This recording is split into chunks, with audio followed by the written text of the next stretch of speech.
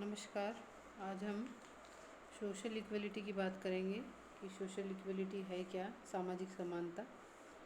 सामाजिक समानता का जो अर्थ है वह है समाज और सामाजिक जीवन में सभी व्यक्तियों को समान समझा जाना चाहिए। धर्म, जाति, वंश, लिंग अथवा जन्म स्थान के स्थान पर व्यक्ति में कोई भेदभाव नहीं किया जाना चाहिए। अगर हम भूतकाल की बात करें तो भूतकाल में अमेरिका और अन्य भी कई देशों में जहां दास प्रथा का प्रचलन था, और अगर हम दक्षिण अफ्रीका की बात करें जहां वर्ण के आधार पर भेदभाव किया जाता था, अमेरिका में निग्रो लोगों और भारत में दलित वर्ग के प्रति जो अपमानजनक व्यवहार किया जाता था, ये सभी स्थितियां सामाजिक जीवन के सिद्धांत के विरुद्ध हैं।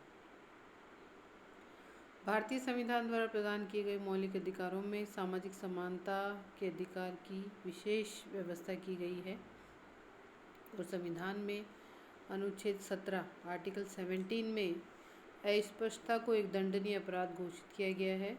सामाजिक समानता की मांग है कि समाज में सती प्रथा, कन्या हत्या जैसी अमानवीय स्थितियों का भी कोई प्रचलन नहीं होना चाहिए। तो मुख्य रूप से जो बातें सामाजिक समानता में हमारे सम्मुख आती हैं वे नंबर 1 है वंश, धर्म, जाति और वर्ण के आधार पर किसी को श्रेष्ठ और अन्य को हेय न समझा जाए। नंबर 2, स्त्रियों को पुरुषों से कम अधिकार न दिए जाएं। सामाजिक समानता की मांग है कि स्त्रियों को पुरुषों के समान या उनके बराबर सम्मानजनक स्थिति व्यवहार में प्राप्त होनी चाहिए। सामाजिक समानता एक ऐसे समाज की स्थापना पर बल देती है जिसमें मनुष्य के बीच सामाजिक समागम को बढ़ावा मिले, सोशल इंटरकोर्स को बढ़ावा मिले। सामाजिक समागम का यह अर्थ है जैसे विवाह संबंधों और खान पान के क्षेत्र में निषेधों का अभाव हो, कि जैसे सहजातीय विवाह किए जाते हैं उसकी बजाय अगर अंतरजातीय विवाह हो, अंतरजातीय भोज का आयोजन किया जाए तो ऐसे में जो असमानता की भावना है उसको कम किया जा सकता है। सामाजिक असमानता को उदार शिक्षा द्वारा दूर किया जा सकता है। इसके साथ ही सामाजिक दृष्टि से पिछड़े लोगों की उन्नति के लिए उनके आर्थिक विकास हेतु विशेष सुविधाओं की व्यवस्था करना भी आवश्यक है। सामाजिक समानता का अर्थ यह नहीं है कि राज्य स्त्रियों, बच्चों और पिछड़े वर्गों के लिए विशेष सुविधाएं नहीं जुटा सकता है। इसके नितांत विपरीत सामाजिक समानता की मांग है कि सभी कमज़ोर वर्गों के लिए विशेष सुविधाओं की व्यवस्था अवश्य की जानी चाहिए। इतना आवश्यक है कि विशेष सुविधाएं प्राप्त करने के संबंध में व्यक्ति के बीच ऐसा कोई भेदभाव नहीं किया जाना चाहिए जिसे न्याय संगत न ठहराया जा सकता। फिर हम इसके बाद आते हैं आर्थिक समानता पे। आर्थिक समानता जो है वो इकोनॉमिक इक्वलिटी होती है। इकोनॉमिक इक्वलिटी जो है वो आज के जीवन में आपको पता ही है, समानता में आर्थिक समानता का भी बहुत महत्व है। रूसों ने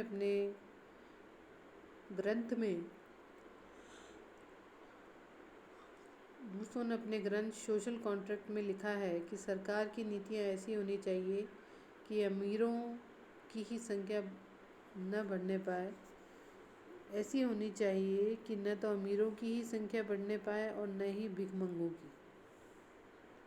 अभिप्राय यह है कि समाज में भारी आर्थिक विषमता नहीं होनी चाहिए। आर्थिक विषमता समाज के संपूर्ण ढांचे को दूषित कर देती है। लास्की के अनुसार जिस देश में संपत्ति और उत्पादन के साधन कुछ गिने चुने लोगों के हाथों में केंद्रित होते हैं, उस देश की राजनीति, संस्कृति, शिक्षण संस्थान तथा न्यायपालिका और धन पूर्णतया हावी हो जाता है। इतना ही नहीं वरन धार्मिक समुदाय भी उन्हीं के इशारों पर नाचते हैं। आर्थिक समानता से अगर हम अभिप्राय जानना चाहें तो आर्थिक समानता का अभिप्राय है सभी व्यक्तियों की मूलभूत आवश्यकताओं की पूर्ति होनी चाहिए।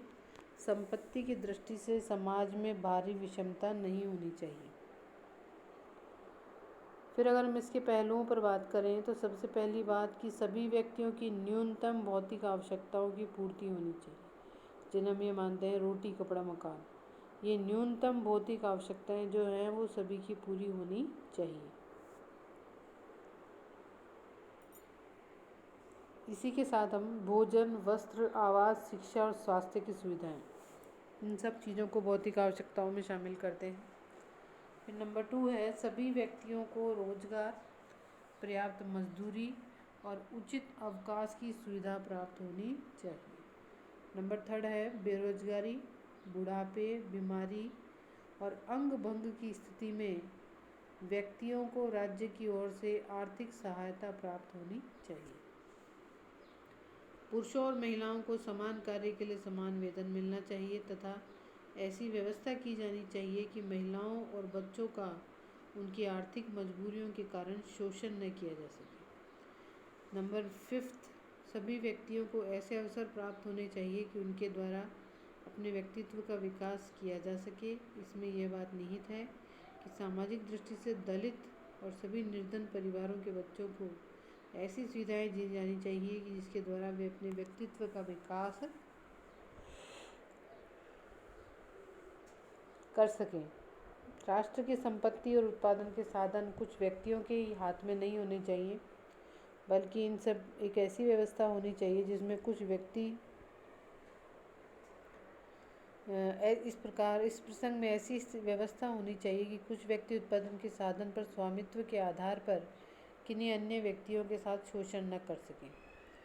भीषण आर्थिक असमानता का अंत किया जाना चाहिए। पूर्ण समानता की स्थिति प्राप्त कर किया जाना संभव नहीं है, लेकिन राज्य की नीति ऐसी होनी चाहिए जो समानता की दिशा में आगे बढ़ाने वाली हो। आर्थिक समानता के लक्ष्य को ठोस कार्यों के आधार पर भी प्राप्त किया जाना संभव है। तो इस प्रकार से हम देखते हैं कि सोशल इक्वलिटी और इकोनॉमिक इक्वलिटी दोनों में हमने ये देखा कि सोसाइटी में ही नहीं बल्कि आर्थिक स्तर पर भी लोगों के बीच समानता का निर्माण किया जाना चाहिए। धन्यवाद।